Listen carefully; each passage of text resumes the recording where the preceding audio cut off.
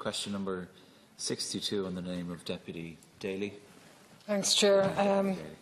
Minister, I'm wondering whether you've had any discussions with the Minister for Defence regarding the problems of pay and retention and recruitment. I note he did manage to wrestle an extra £37.5 million from you in the defence budget, but when we see that only £6 million of that went on pay, it really puts the issue into perspective, particularly when the Gardaí got £60 million extra to deal with pay. You see the scale of the problem. So I'm wondering, do you think it's sensible that the Defence Forces would spend 6 times the amount on capital expenditure than they would on pay? Thank you, Deputy Minister. As the Deputy will be aware, the Public Service Pay Commission has been asked by Government to examine the issue of recruitment and retention in the public service, and to establish in the first instance whether and to what extent a difficulty may exist in terms of recruitment and retention in respect of specific groups, grades and sectors of the public service. Where a recruitment or retention difficulty is identified, the Pay Commission is tasked to examine the full range of causal factors. It is important to point out that the terms of reference for the Pay Commission for this exercise, as agreed by the parties to the Public Service Stability Agreement, do not provide for a generalised pay review for any group. The Pay Commission emphasised this point in its first module report on nurses, non-consultant hospital doctors and consultants. The Commission is approaching its work in a modular format, having recently completed Module 1. The next phase, which is to say Module 2, will focus on certain other areas of the health service and our defence forces. The early inclusion of the Defence Forces in the Pay Commission schedule of sectors is to be examined under the terms of remit. Under the terms of its remit is welcomed and was welcomed both by myself and by my colleague, the Minister for Defence. I can further inform the Deputy that it is the position that officials from my department are in close liaison with their colleagues in the Department of Defence in the preparation of materials for further submission to the Pay Commission on the issues of recruitment and retention. The Pay Commission will, having due regard to its terms of reference, consider the matter of recruitment and retention in the Defence Forces and issue its findings accordingly. And I look forward to receiving their report. Minister, Deputy Daly. I am, of course, aware of the Pay Commission, Minister. I am also acutely aware of the fact that our Defence Forces personnel don't have a collective voice the way normal workers organised in a trade union would have, and there is an extreme urgency in this situation. We are operating against the backdrop of a massive 21% reduction in Defence Forces personnel, a huge increase in workload, and actually a third of the people leaving in the last 5 years have bought their discharge. That's how desperate they are to get out. And it has become a bit of a paradigm in terms of austerity, in that when you cut back, it actually costs you more than you save. Because in the Navy, for example, to train someone, it costs around $100,000 to train somebody to able seaman level. And when they leave, you can't replace that expertise. And that's the crisis that we particularly have now. And against the backdrop where we're spending multiples of that on shiny new ships that we can't afford to staff, it does seem a bit ridiculous that we're wasting money on equipment in that regard. So there's a huge urgency here in addressing these matters, because it's not just about pay, the reasons why people are leaving. Sorry, Minister. Excuse me. Burton, please. A question down on this point, which was unfortunately transferred, so I want to take the opportunity to ask the Minister if he appreciates that there are serving members of the Defence Forces who, because their pay is so low, are qualifying for the Working Family Tax Credit, or the Family Income Supplement as it was called. And this is a mark of why morale is so bad in the Defence Forces, and that people are being offered jobs outside, leaving a career that they love and that they have served their country so well and so proudly.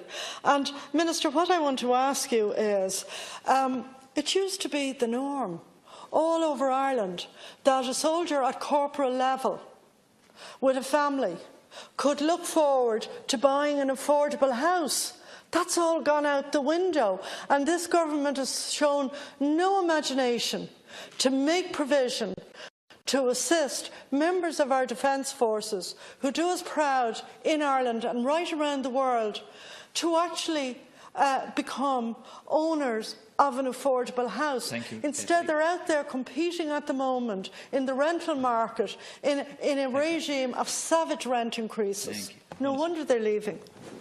Thank you, Deputy. As Deputy Burton in particular will be aware, and I know Deputy Daly has a lot of experience in this area as well, the way in which we manage public sector wage and allowance policy is via a collective agreement. Any change that is made or considered for the Defence Forces therefore has immediate consequences for the rest of those who work in our public and civil services. And we also had this debate a few moments ago with Deputy O'Brien in relation to those who work in our nursing and midwifery services. Deputy Daly specifically put to me the issue in relation to why the Department of Defence and the Armed Forces have got increased funding for capital. I would have thought increased funding for their equipment, for their vessels, for their vehicles is something that would be welcomed, particularly given that the Department and some of the Armed Forces have been calling for that. In relation to the point that Deputy Burton put to me, I want to reiterate that we have a collective wage agreement overall. The value of this, I think, is still understood by the Labour Party. In relation to the figures in relation to that, I want to say, as I have said about the nurses, that I have nothing but the highest of respect for the contribution that our armed forces make at home, on the seas and further abroad. Thank you.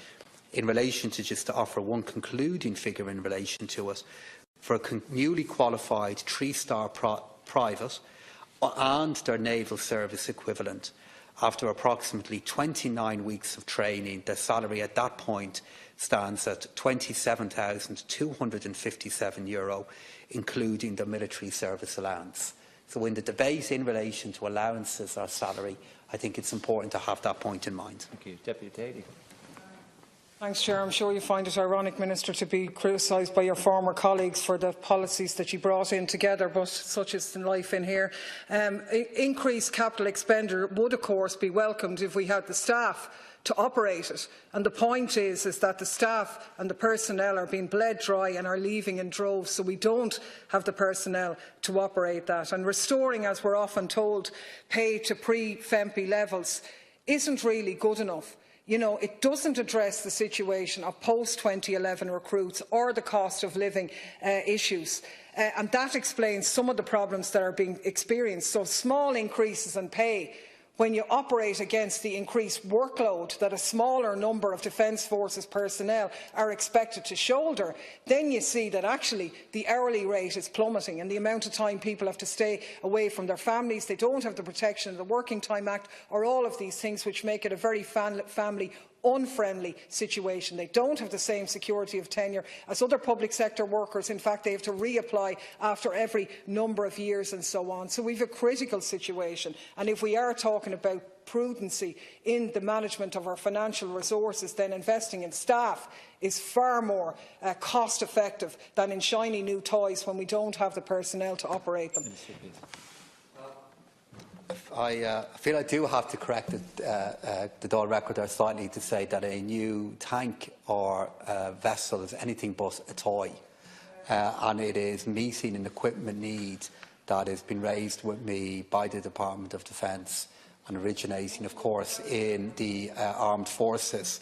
So when it's anything but that, and at the very least, of course, it contributes to ensuring the safety of the personnel that Deputy Daly is referring to. The Deputy, I think, was very clear on what she is looking for there. The Deputy wants us to go to a wage level that's higher than where we were before the implementation of FEMPI. So they are wage levels that were even higher than they were before the difficulty we got into. And the point I'd put back to the Deputy, and I know you will have ways in which this can be paid for, is that it is overall a wage bill for our public services that will ultimately compromise our ability to deliver services, ultimately compromise in our ability to deliver in all of the other things that I've been called on to do over the last 45 minutes that I've been in here. What I'm committed to doing is standing behind the work of the Public Service Pay Commission to see can they yield recommendations that can be delivered while maintaining an overall collective wage agreement. And I'll conclude by reaffirming again the great respect that I have for all those in uniform who represent our state at home and abroad. Thank you. Sorry, Deputy. Deputy, please. Okay, Deputy, we now move to question number 60.